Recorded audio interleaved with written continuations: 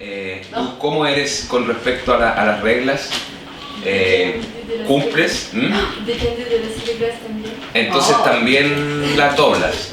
Porque depende es que ya cambia. Es que cuando uno dice, no, yo las sigo siempre, esa es la única manera de pero dame un ejemplo. En Francia también, cuando quiero cruzar la calle, aún es roja, voy. Sí, me parece que se puede. Hay gente que no. Sí. ¿O en donde vives tú es normal? Depende de la gente, pero hay muchas personas que cruzan la calle, sí. Me parece. Bueno, por eso les digo, cruzar la calle puede ser algo que en algunos lugares del mundo es gravísimo. No sé, ¿alguien ha estado en esa circunstancia de en otro país cruzar la calle y notar que nadie cruza en rojo? Sí.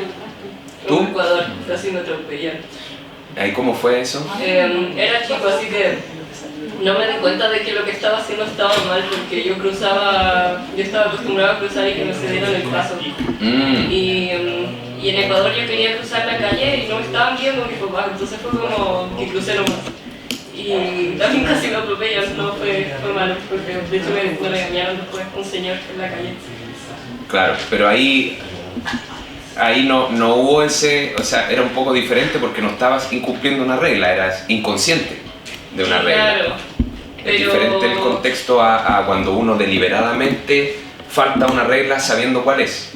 Claro, pero estaba cruzando en rojo, ese era el tema, como que estaba cruzando en Sabías rojo. que estabas cruzando en rojo. Y yo según yo no veía nada, pero supongo que bajo el criterio de un cabello chico como que no venga nada, como que igual puede ser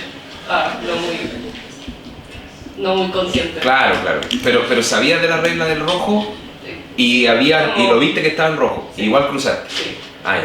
No, entonces sí, pues ahí fue un error, ahí es un error grave. O sea, tipo, para que te reten, sobre todo si eres chico. Me retaron. Sí. Ok, pero estas son cosas muy pequeñas, son detalles muy menores. Cruzar la calle, igual uno se arriesga la vida, en realidad, no es tan menor. Pero partimos de la base de que tenemos cierta capacidad de discernir cuándo y cuándo no cruzar. Pero, por ejemplo, ¿podríamos de repente copiar en una prueba? Por ejemplo, ¿ustedes qué opinan de eso? Copiar en una prueba. Ya no es como cruzar la calle, es un poco más porque su propio aprendizaje, su propio proceso personal de crecimiento intelectual lo están, digamos, como traicionando al copiarle a otra persona. Están perjudicándose a ustedes mismos, pero por un beneficio inmediato. Es también como por ejemplo consumir drogas que sean muy dañinas, por ejemplo. Puedes tener un momento de felicidad de, no sé, 10 segundos, 1 minuto, 5 minutos o un par de horas, pero sabes que te estás dañando el cerebro. Entonces, hacemos esas cosas, vamos en contra, todo seguramente, ¿quién ha hecho algo, quién ha consumido una sustancia que sabe que le hace mal? Y lo hace por tener alguna experiencia nueva o por vivir algo, pero arriesgando tu propia, ¿no? ¿Son tan poquitos?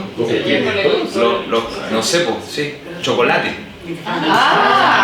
No, pero ¿qué es mágico? No, pero es que la marihuana tampoco es tan grave. ¿El alcohol?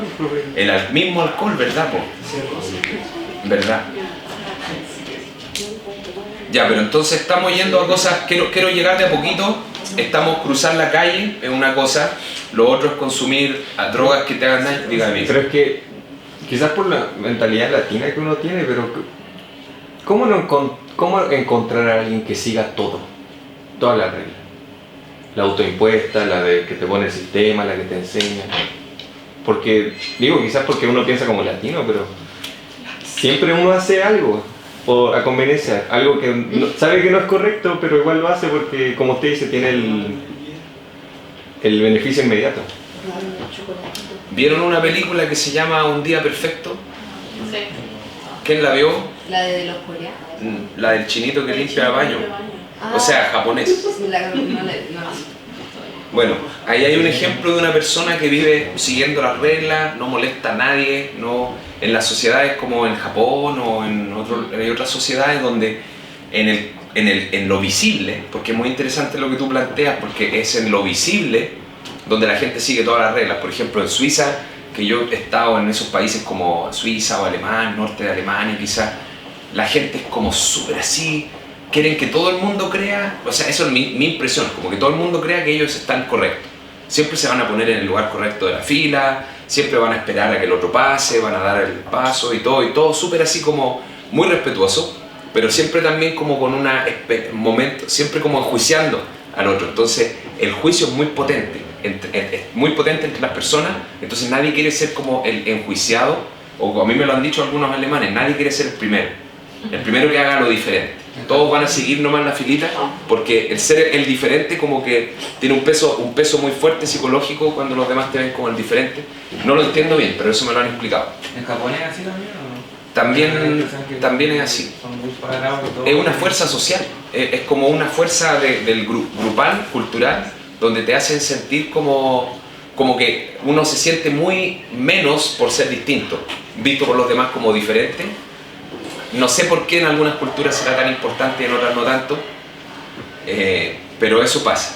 Pero hay otra cultura que es la cultura árabe, que también ha estado conectado harto con el mundo islámico, digamos. O sea, puede ser Marruecos, o también Irán, o Irak, como esos países, digamos, del Medio Oriente, donde son otros los códigos. Por ejemplo, sonreír y invitarte siempre a la casa, decir, no, mi casa es tu casa, eres bienvenido, y siempre van a hacer eso, es una cosa también cultural, de mostrarse como muy abiertos, sobreabiertos, así como, ven hermano, tú eres mi hermano, toma, aquí tienes té, aquí tienes panqueques, come y todo, y te van a atender así, pero con mucho, como mostrando eso, porque también es un valor cultural que ellos tienen, de que tiene que mostrarse generoso.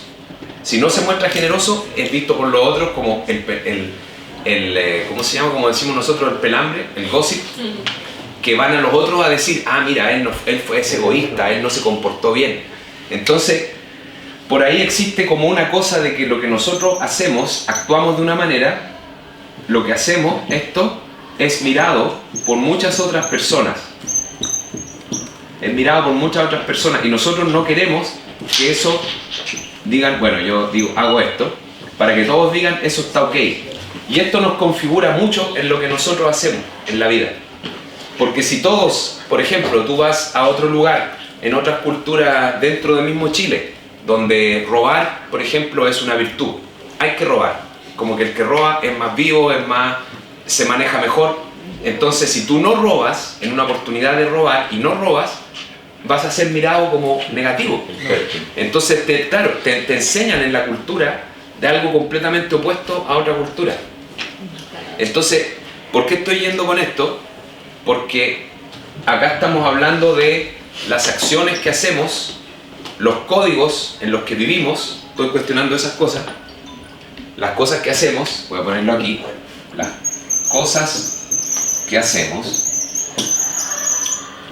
los códigos que rigen lo que vivimos,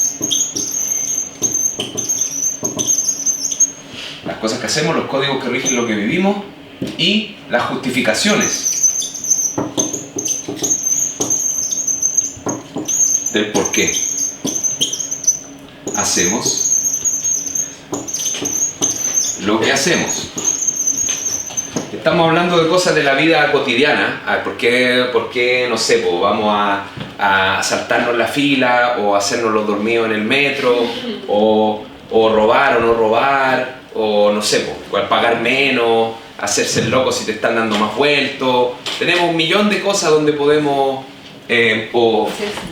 no sé, pues pagar con un billete falso. Uno puede ir por una escala de cosas hasta que después podemos llegar incluso a justificar, que hoy en día pasa, que se justifican genocidios, por ejemplo, o asesinatos masivos en varios lugares del mundo, que hay como una justificación, se hacen cosas, se escriben los códigos de que bueno, hay que hacer esto, hay que hacer el otro, pero todo viene por una justificación. Y si ustedes se acuerdan de la definición de conocimiento, ¿se acuerdan de la definición de conocimiento? Que una de las dos cosas que tienen que acordarse, ¿qué es el conocimiento? X conoce que P, sí y solo sí, X es una persona, conoce que P, y P es una proposición. ¿Cuáles son las tres condiciones? Que T sea verdad, que X crea en T y que tenga justificación. Sí, perfecto. Bueno, la condición de verdad, lo conversamos en su momento, la condición de verdad es totalmente no se puede resolver. Nunca vamos a saber si algo es verdad o no, pero se pone como una condición en un contexto teórico, asumir que hay cosas que son verdad, pero no podemos saber si robar es bueno, por ejemplo, robar es bueno, ¿es verdad o no es verdad? En un contexto es verdad y en otro contexto es falso. Entonces, en general, las cosas de la vida, estas cosas que hacemos, si las describimos como proposiciones y las queremos cualificar como buenas o malas, o como correctas o incorrectas, o se debe o no se debe, si las queremos llevar a un código, eso digo, si las queremos llevar a un código, no, tenemos miles de códigos, entonces no hay una única verdad. Lo que sí tenemos son estas dos cosas que te dan coherencia como ser en el mundo. Si tú crees cosas y tienes justificaciones para esas cosas, ya tienes un modelo de mundo. Y eso te va a guiar en las cosas que tú haces. Entonces, para llegar a la conexión con las reglas y la filosofía de la ciencia, la pregunta es, ¿cuáles son las justificaciones que valen para una verdad científica? Estoy tratando de retrotraerlos al concepto de filosofía historicista de la ciencia. ¿Se acuerdan? Donde mirábamos la ciencia, voy a poner acá contexto, filosofía historicista, donde nos dimos cuenta con Kuhn, ¿se acuerdan? Del cambio de los paradigmas, que hicimos este ejercicio, que teníamos la presciencia, después la ciencia, después la crisis y después la revolución. ¿Se acuerdan? Sí. Y esto iba más o menos así. Entonces, ¿qué pasa? Que cuando se hace una revolución, recuerden ustedes que habíamos cambiado, que cuando ocurre la revolución científica, los códigos que rigen lo que vivimos o lo que vivimos como científicos, las bases conceptuales de lo que pensamos que es una fuente de desarrollo del conocimiento, las bases conceptuales cambian. Y también cambian las maneras en las que nosotros buscamos justificar las verdades. Les recuerdo el ejemplo. Cuando pasamos de la teoría de geocéntrica a heliocéntrica, ¿se acuerdan?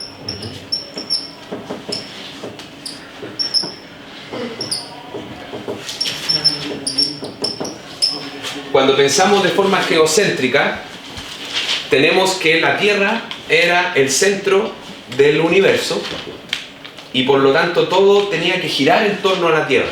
Todo giraba en torno a la Tierra.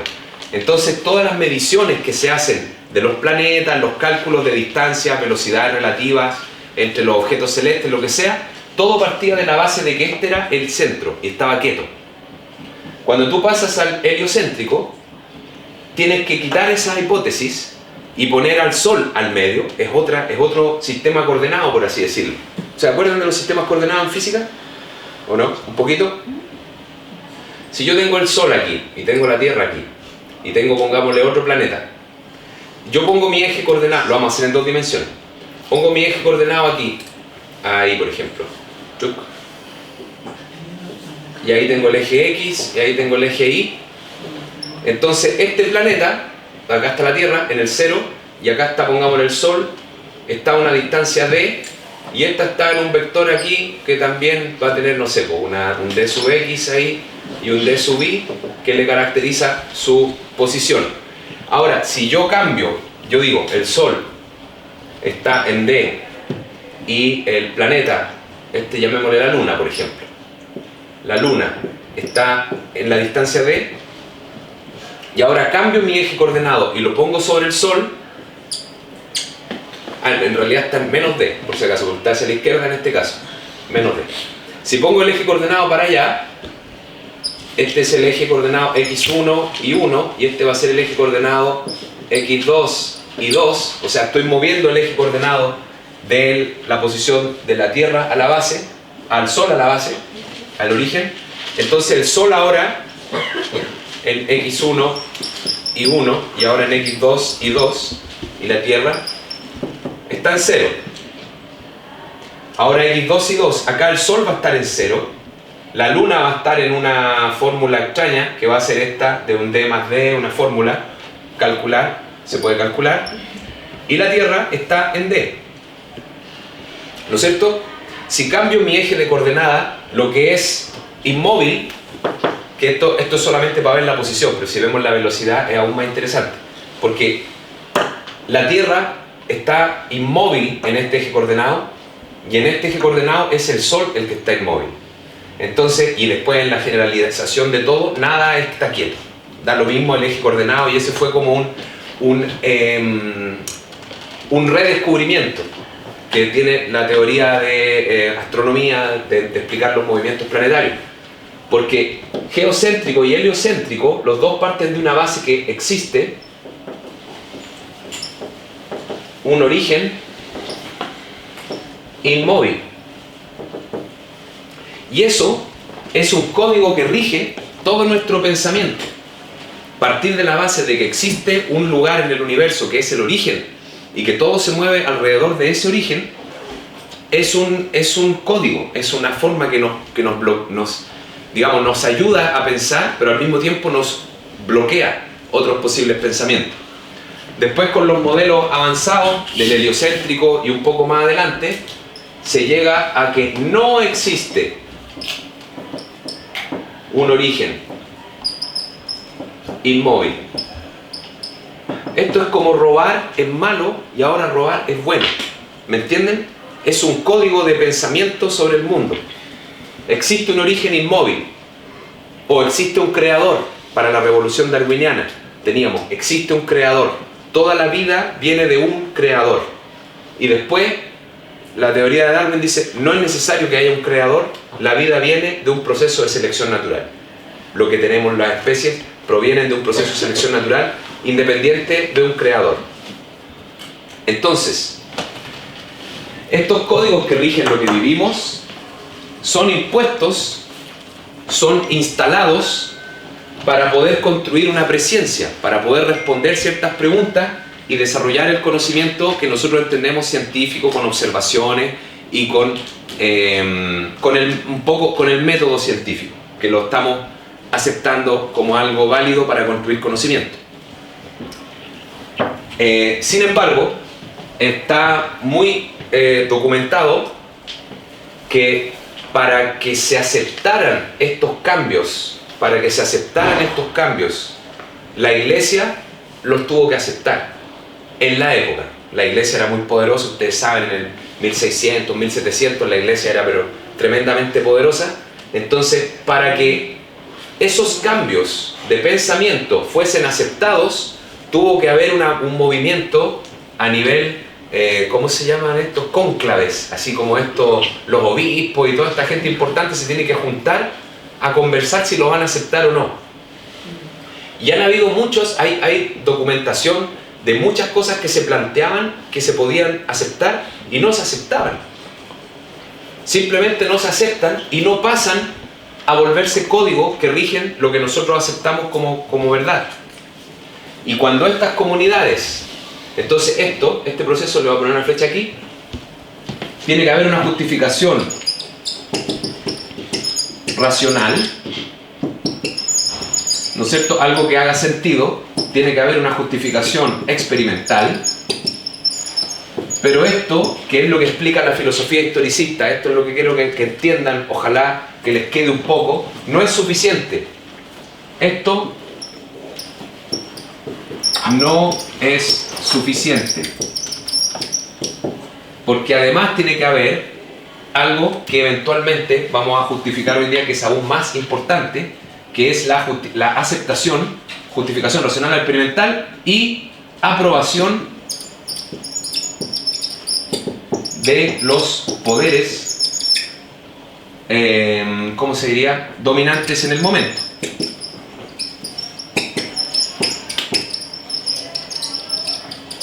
En el momento histórico.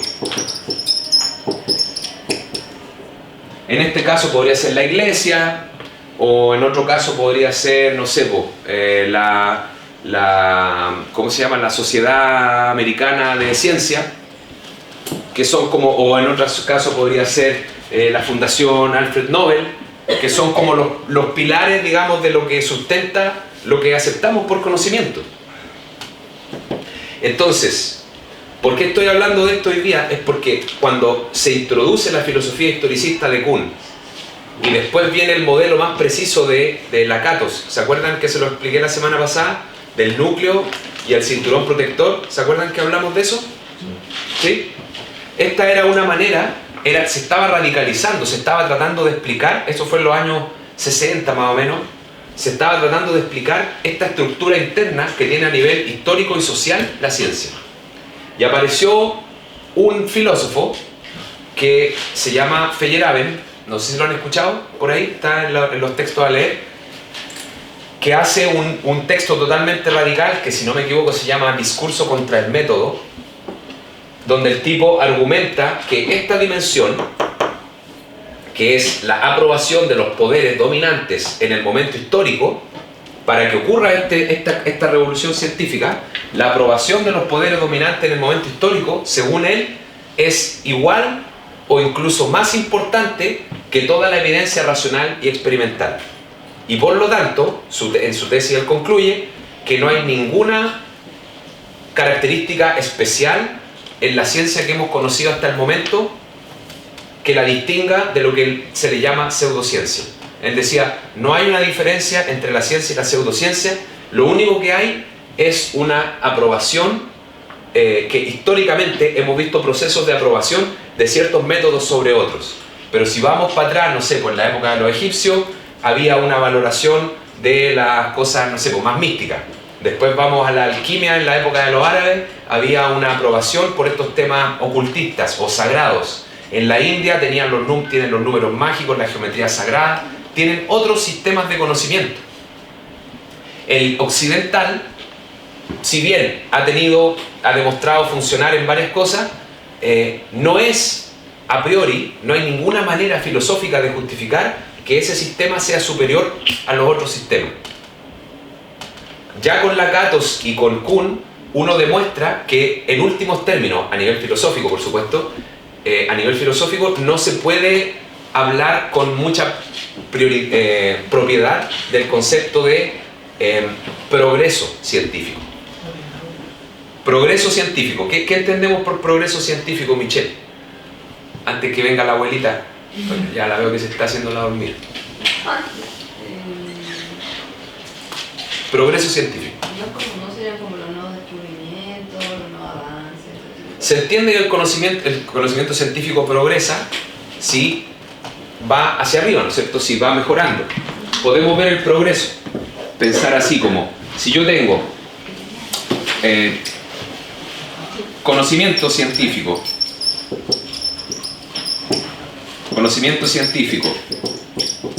y tengo tiempo, se esperaría que el conocimiento científico de alguna manera fuese así, ¿no es cierto? Como que fuese creciendo, de repente se pega unos saltos. La teoría básica, si tú miras en una escala corta de tiempo la ciencia, vamos a hacer escala corta de tiempo, en una escala corta de tiempo del orden de los 10 años, digamos. Normalmente la ciencia se mueve así, o así, o así, ¿no es cierto? Más o menos como que va todo mejorando. Si tú después la miras en una escala de más tiempo, resulta que se ve como más o menos así. ¿Y estas qué serían? Revoluciones. Estas son las revoluciones, excelente ya. Revoluciones. Se ve más o menos así. Y si tú lo miras en una escala aún más grande de tiempo, resulta que se ve así.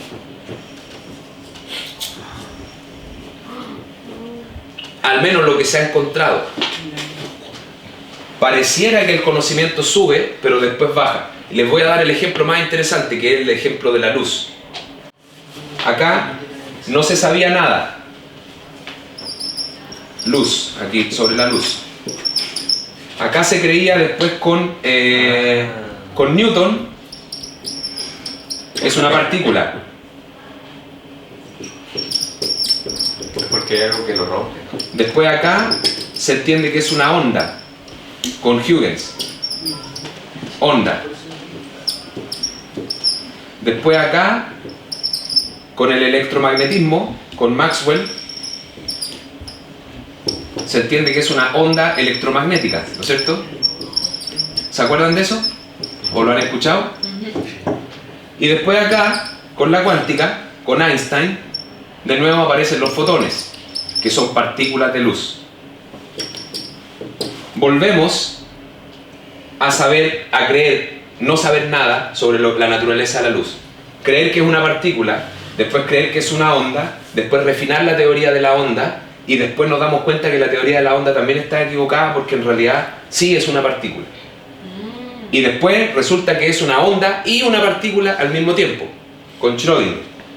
Entonces un poquito, bueno, acá podríamos decir que pasamos de nuevo a las partículas, fotón, y acá llegamos a la nada misma con Schrödinger, que es y no es. Es y no es. Entonces, este es un ejemplo, pero se pueden ver muchos otros ejemplos en la ciencia que nuestro conocimiento, o sea, obviamente que vamos a inventar microscopios, que van a haber microscopios electrónicos, se van a desarrollar instrumentos que van a permitir manipular mejor el mundo físico, el mundo material, pero nuestro real conocimiento del mundo, a nivel básico, como decir qué es la luz. O sea, yo puedo tener instrumentos y puedo manipular la cuestión y tener tele y todo lo que quiera con luz, no sé, cámaras, lo que sea, pero ¿qué es? En últimos términos, lo que le importa a un filósofo, no lo que le importa, digamos, a un ingeniero. A un filósofo le importa saber realmente qué es la luz, si es que podemos saberlo. Y la historia demuestra que en una escala corta de tiempo, como les digo, ok, una partícula tenemos avance. Después en una escala más larga de tiempo, partícula pasamos a onda y todo. Y después en una escala aún más larga de tiempo, vemos que ni siquiera hay progreso.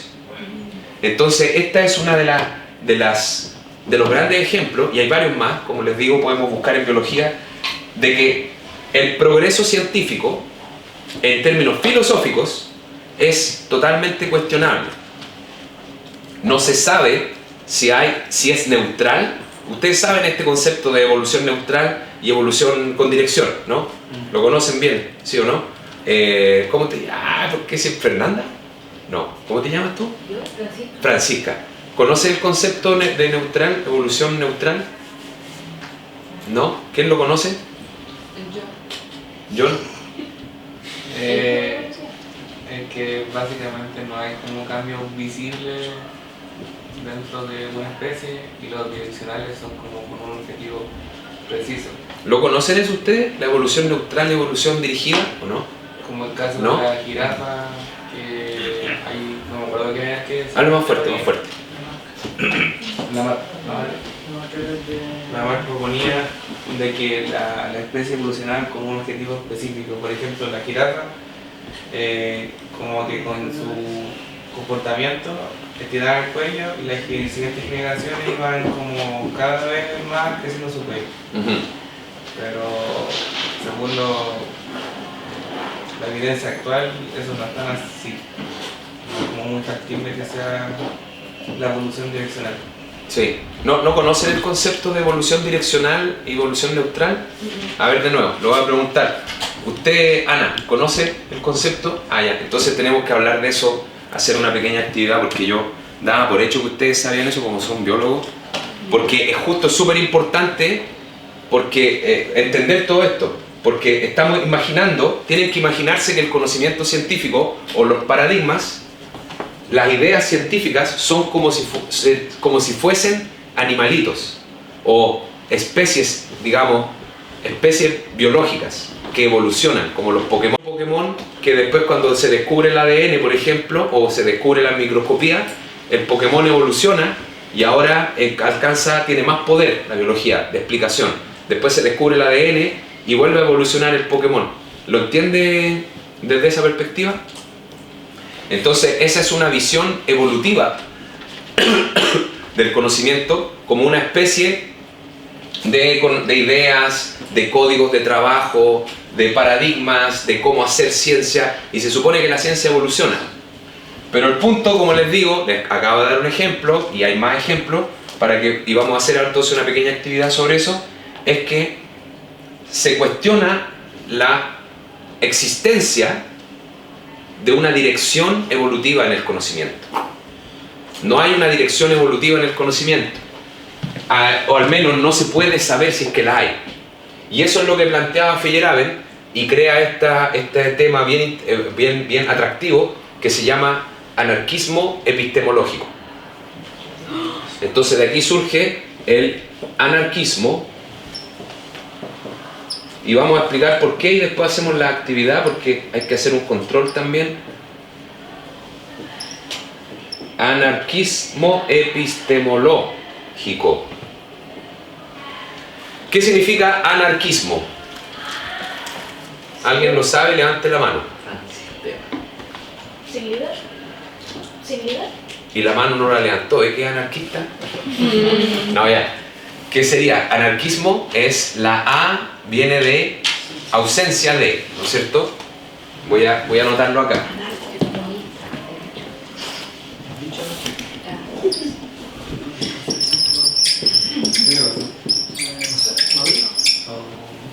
Cuando uno dice monarquía,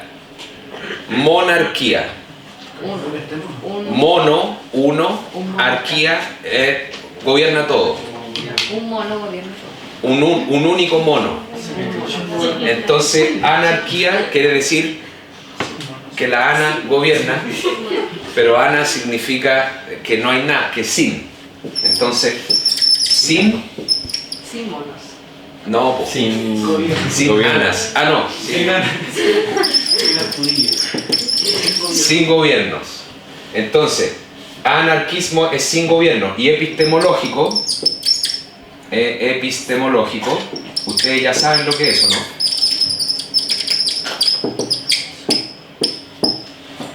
Epistemológico. ¿De qué viene? De epistemología, que es el estudio del conocimiento o el entendimiento, lo que es el conocimiento.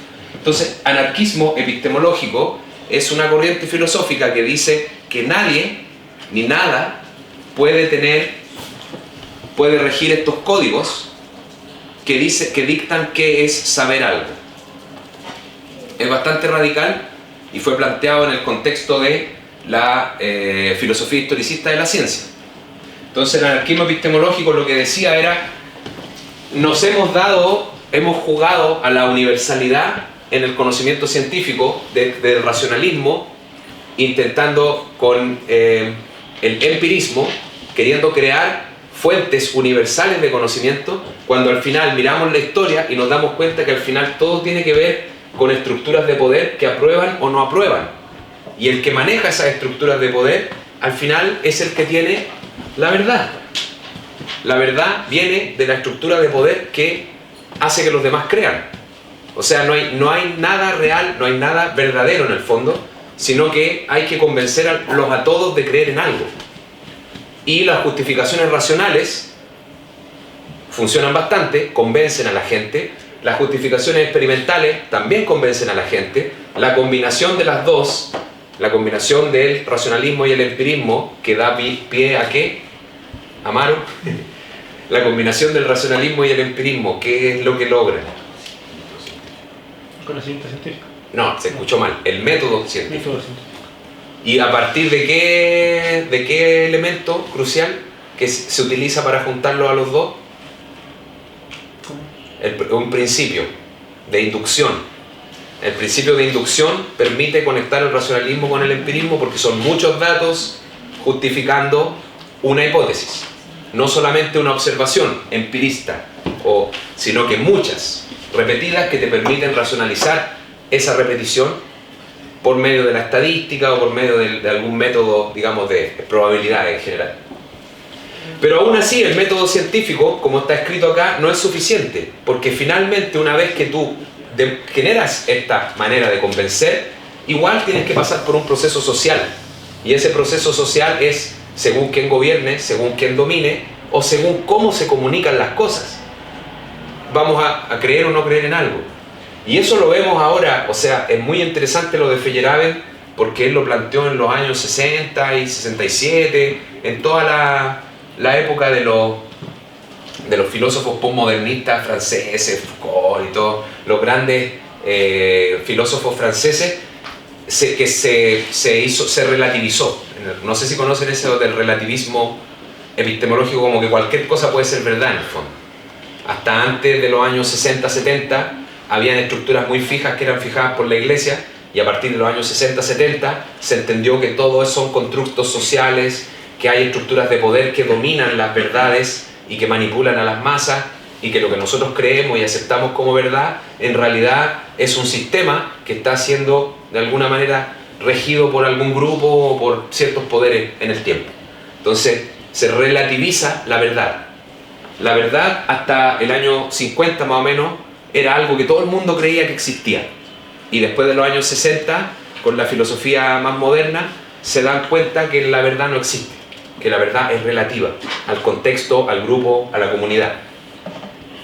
Y en esa manera, y ahí aparece el anarquismo epistemológico. Entonces, como les digo, que dice, mira, si el tarot convence al 90% de la gente, ¿qué me importa que no sea así, que no cumpla con los métodos científicos? Si el 90% de la gente lo cree como verdadero, es lo que es verdadero. Entonces, si yo tengo el poder, no con experimentos, no con métodos científicos, pero quizás con una campaña de redes sociales muy poderosa, de convencer al 90% de la población de que el tarot es la fuente de conocimiento sobre el futuro, y la gente realmente lo cree, estoy derrotando el método científico. Porque en la medida que logro que la gente crea en algo, no importa el medio. Y de hecho esa es la frase más célebre de Feyerabend, es en inglés anything goes, y en español todo vale. En el juego de la justificación de por qué hacemos lo que hacemos, los científicos decimos el método científico, nos basamos en eso,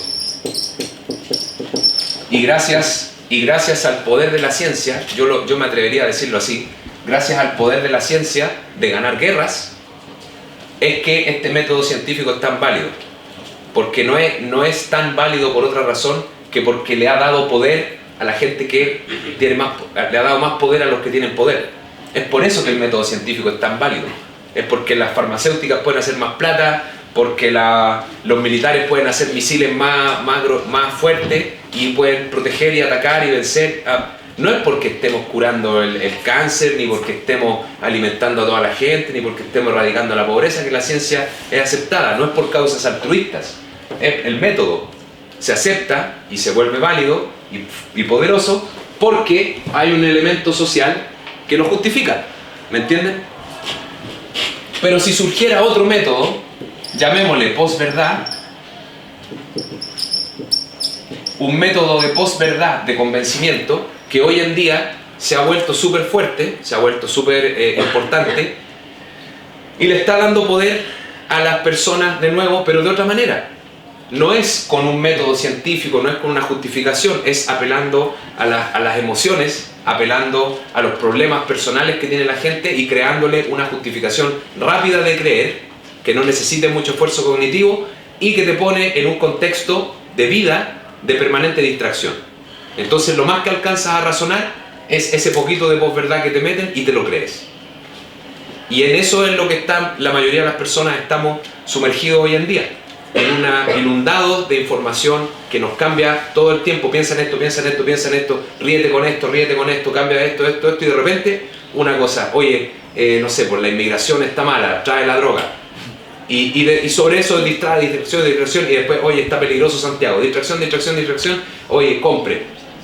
Y vivimos en eso hoy en día, esa es la realidad. Y ustedes que son, digamos, personas científicos, personas que están con su intelectualidad desarrollada, lo pueden ver.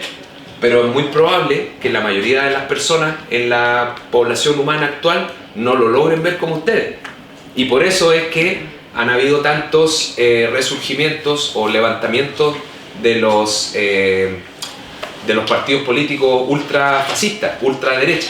Están hoy en día al alza en todo el mundo simultáneamente, o sea, en Argentina. Hoy día estaba hablando con un colega en Holanda y me está contando que es lo mismo. Ahora ellos tienen una cámara de representantes de todos los partidos políticos para elegir al nuevo presidente. No es como hacen elecciones, pero si las elecciones no logran el quórum para que gane alguien, lo que hacen es que se juntan todos los partidos políticos y deciden a quién le van a dar el poder y hacen un debate como que tienen sus reglas, como tipo elección del Papa, por así decirlo. Y resulta que en este caso, normalmente ese proceso funciona, pero ahora se prevé que no va a funcionar porque están demasiado polarizados los grupos que están tratando de llegar a un acuerdo. ¿Por qué? Por el alza de la ultraderecha. Y eso puede generar una campaña política, porque si no llegan a un acuerdo, se llaman a nuevas elecciones. Y después, si no hay elecciones, se vuelven a juntar y pueden repetir ese proceso durante varios años. Así funciona el sistema. Entonces lo que dicen es que la ultraderecha está apostando a crear esta polarización, este debate, que no se llegue a acuerdo, y así le pueden echar la culpa a los otros de que no se llegó al acuerdo y ganan las próximas elecciones. Y repetir ese proceso hasta que ganen. Porque si no ganan, después hacen de nuevo, colapsan la cuestión, hacen otra votación y van a intentar campaña hasta que se logre. Entonces, ¿qué pasa? Que la política, bueno, siempre sabemos que ha sido sucia, pero eso es en Holanda. En Argentina tenemos ahora otro gobierno, en Estados Unidos otro gobierno, en Chile todo el mundo cree que se viene algo parecido. Entonces,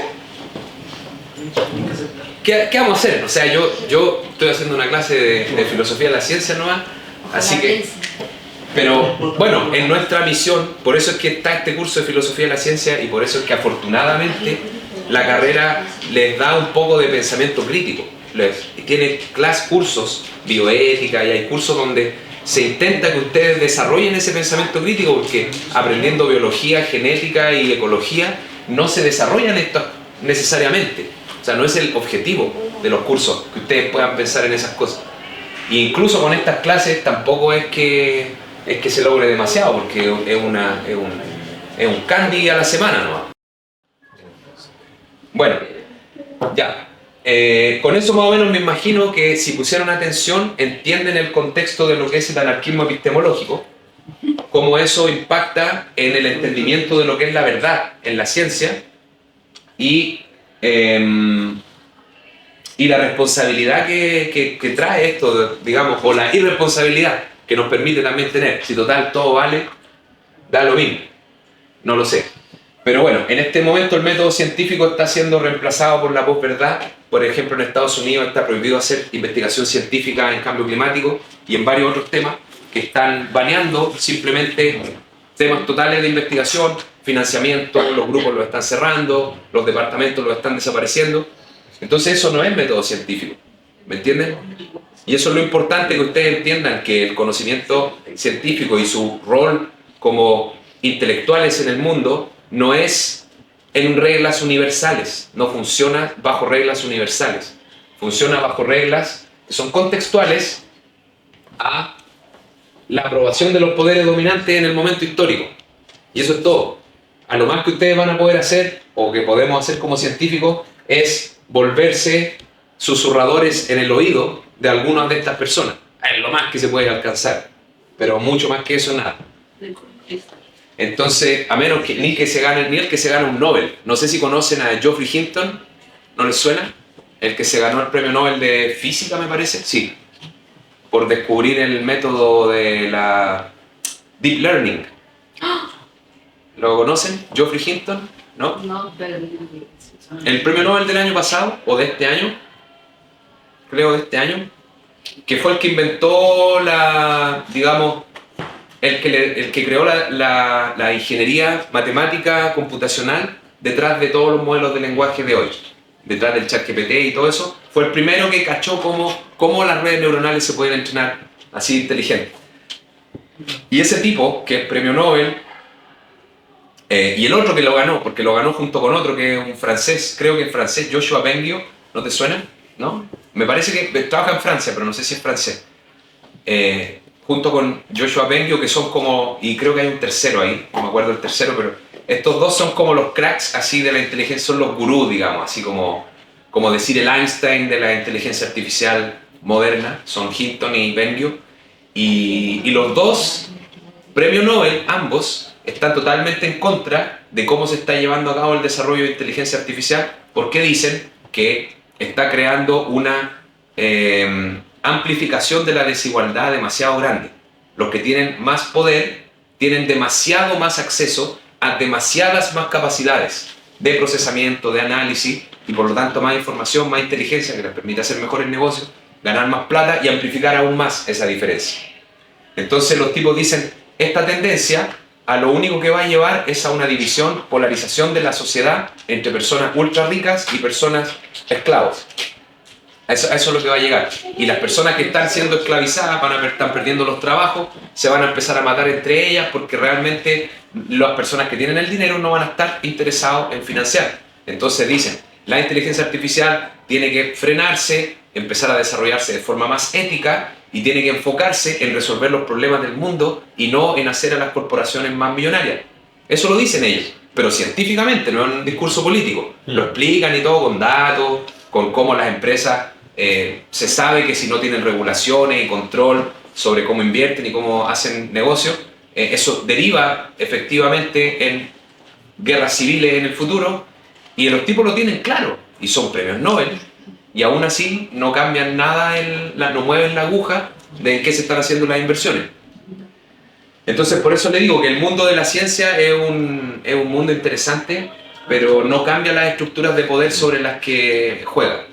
Entonces es muy importante que ustedes, como científicos, entiendan eso, entiendan que están jugando un juego con reglas que ustedes no ponen, ¿me entienden?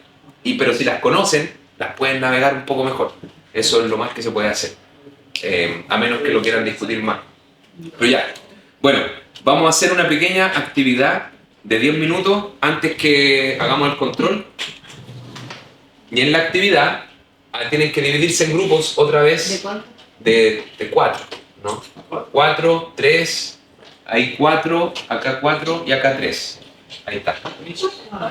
Ustedes 3, Ryan con Martina y los dos chicos de la fila ahí. Ustedes 4 también. Y ustedes 3 y ustedes 4.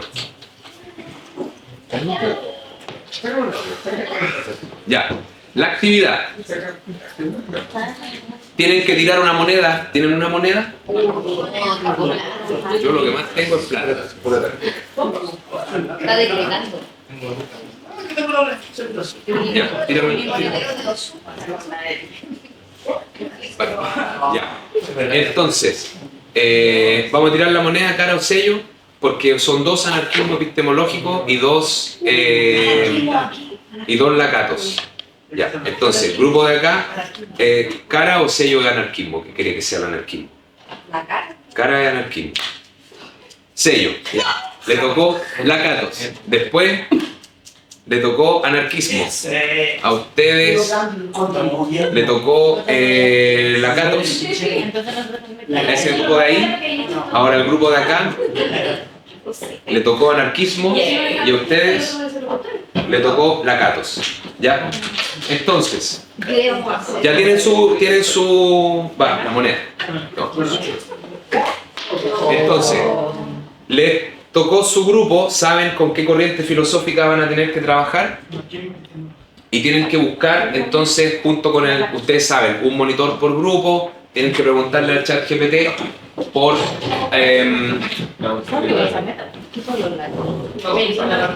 una comparación.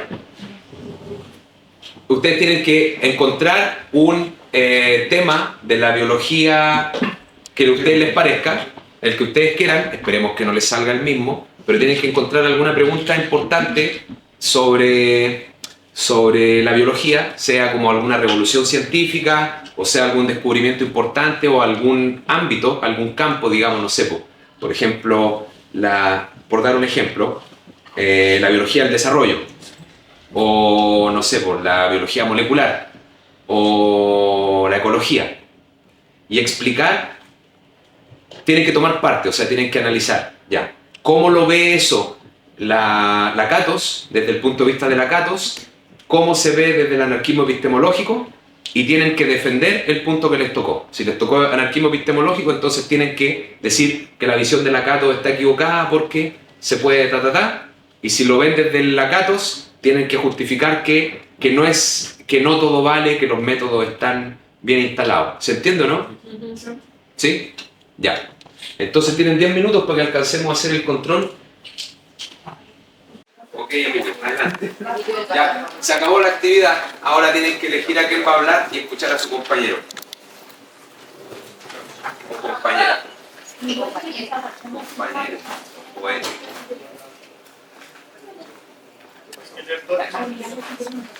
Ya, silencio. Vamos ahora a escuchar a su compañero. La pregunta clave es, ¿cómo surgió la teoría de la evolución por selección natural y cómo se sostiene científicamente? Ya, la visión de Lakatos dice que la teoría de la evolución por selección natural se puede ver como parte de un programa de investigación científica con estas partes, siendo el núcleo duro.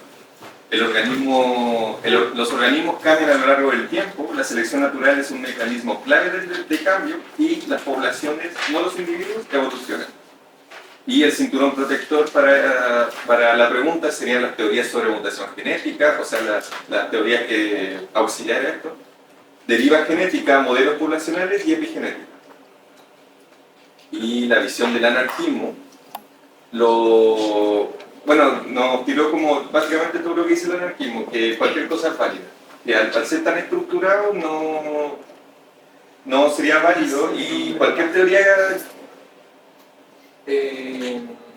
que la suplemente podría ser válida. De hecho nos tiró el nombre de Feyerabend.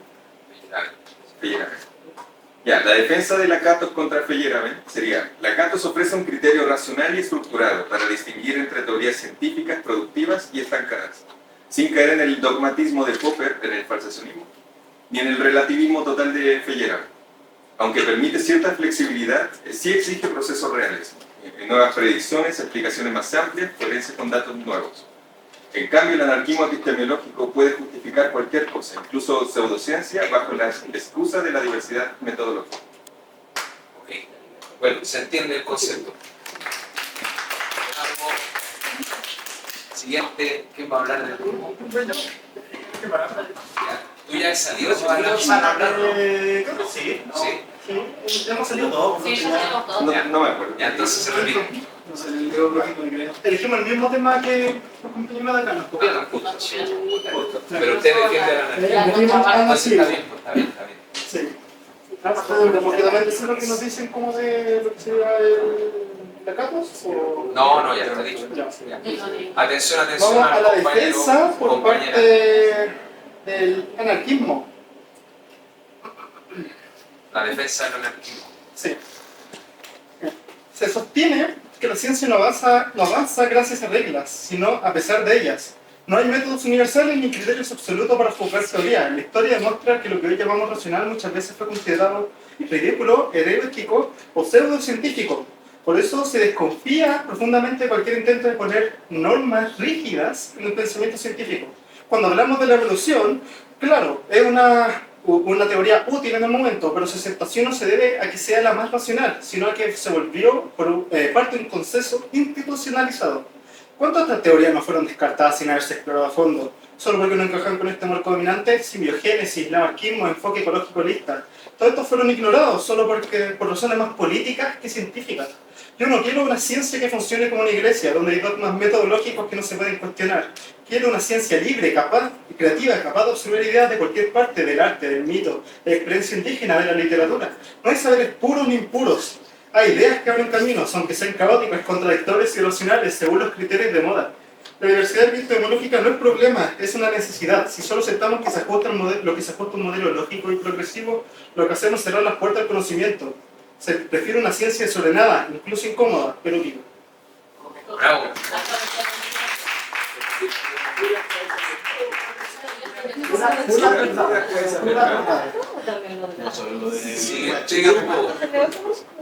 Siguiente grupo, Fernanda.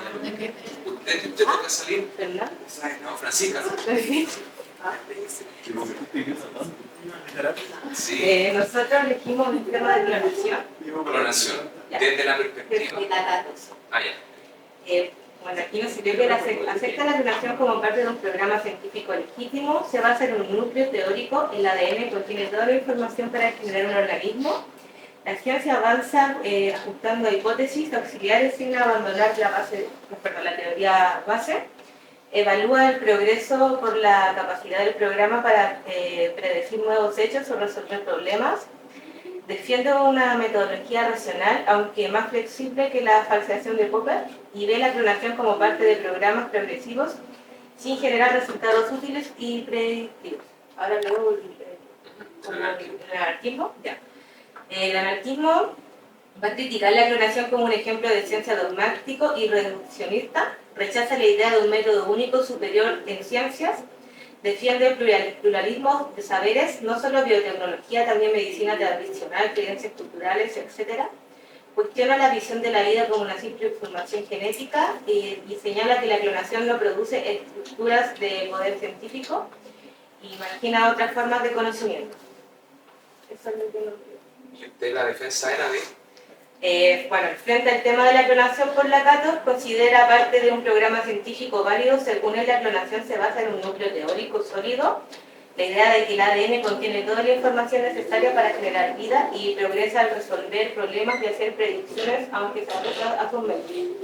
En cambio, desde el anarquismo epistemológico, la clonación representa un enfoque dogmático y reproduccionista. Él rechaza la idea de un único método científico válido y defiende la coexistencia de distintas formas de conocimiento.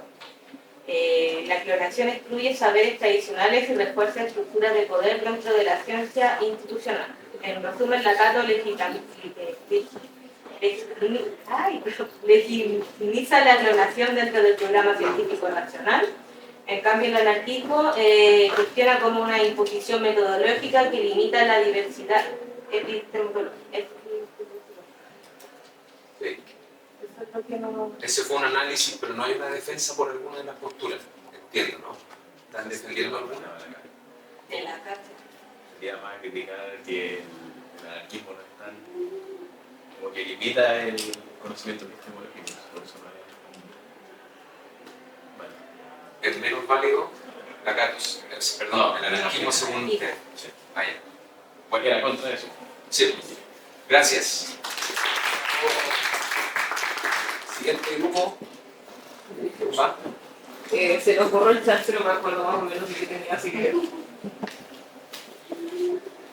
bueno, nosotros elegimos el tema de la epigenética. Nosotros elegimos el tema porque fue un cambio de paradigma hacia la idea de la genética tradicional que decía que los cambios que nosotros podíamos heredar y que los cambios que nosotros como que nuestro destino biológico, por así decirlo, estaba meramente como influenciado por nuestra genética y no por cambios ambientales o la metilación del ADN o como otros efectos como el ARN no codificante.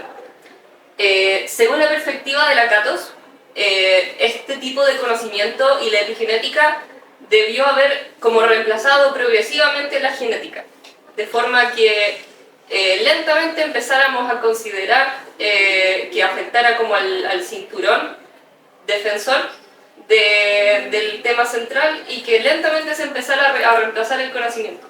Pero esto, según el anarquismo epistemológico, no ocurrió, porque por mucho tiempo la epigenética fue considerada como una biología muy marginal, fue considerada como medio loco y que no tenía mucha base, incluso cuando existían evidencias, por ejemplo, en experimentos de Drosophila o experimentos como en algunas plantas de que la epigenética sí era relevante y que sí incluso podía llegar incluso a generar cambios heredables, aunque no sean como presentes en el ADN como tal. Sin embargo, esto no se consideró y según la postura del anarquismo epistemológico fue porque no existía una presión todavía como tanto social como de los poderes existentes a que la epigenética se considerara como parte de la ciencia. Pero como que ahora está cambiando, pero es solamente, según el anarquismo epistemológico, esto cambió y ahora la epigenética es como parte de la ciencia solamente porque la presión de los poderes la comenzó como a aceptar como ciencia. Y que no hubo como un cambio gradual como en la Catos, sino que por mucho tiempo la epigenética fue considerada un tema marginal, y ya no. Eso. Eso es una defensa del anarquismo, ¿no? Sí. Sí. Ok, muy bien. El último grupo va a salir. Ya, nosotros hicimos el tema también de biología evolutiva, en nuestro caso de la vista de Lakatos. Lo comparamos con el anarquismo epistemológico y defendimos por qué Lakatos es mejor. Entonces, la biología evolutiva desde la perspectiva de Lakatos y desde el anarquismo. Lakatos propone que la ciencia progresa por medio de programas de investigación, no por teorías sueltas ni falsaciones inmediatas. En la biología evolutiva, como programa de investigación, tenemos como núcleo duro la teoría de evolución por selección natural de Darwin, que es la parte modificable del programa. Esto tiene un cinturón protector que son las hipótesis auxiliares que se modifican para proteger el núcleo, que serían los mecanismos genéticos, la síntesis moderna, deriva genética, epigenética, evolución del desarrollo, evo-devo, etc.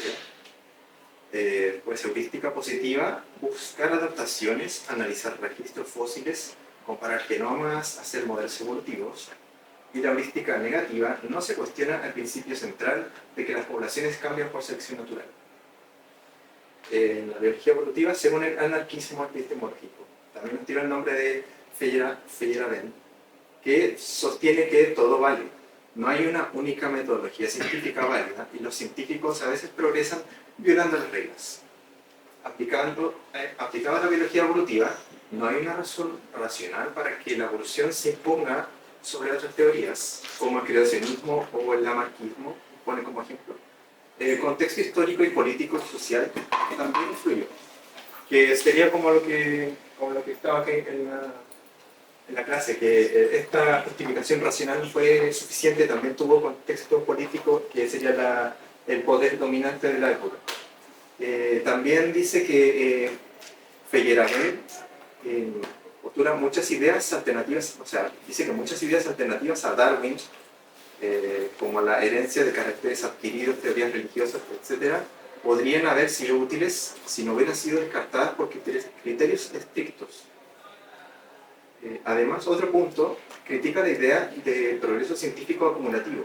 Lo que hoy consideramos ciencia podría haber sido diferente con otros valores. Y ahora la postura, ¿por qué Lakatos es mejor que el anarquismo epistemológico? Para entender la biología evolutiva. La visión de Lakatos es más útil y realista para entender el desarrollo de la biología evolutiva, ya que explica cómo la teoría de la evolución ha resistido anomalías y se ha fortalecido con nuevas ideas. Reconoce que la ciencia no es puramente empírica ni falsacionista, pero tampoco un caos sin reglas. Otro punto, también permite evaluar críticamente si el programa evolutivo es progresivo, lo cual ha sido históricamente el caso. También como contrapunto nos dijo que Feyerabend aporta una crítica valiosa a la rigidez de la ciencia institucional. Su anarquismo epistemológico no ofrece una guía útil para el trabajo científico, ni para evaluar teorías de forma coherente, algo que Lakatos sí proporciona. Eso sería la conclusión. Muy bien. Ahora pasamos a la última actividad. Muchas gracias a todos los y las valientes que expusieron hoy. Ahora tienen que hacer su control. Se acabó de cerrar el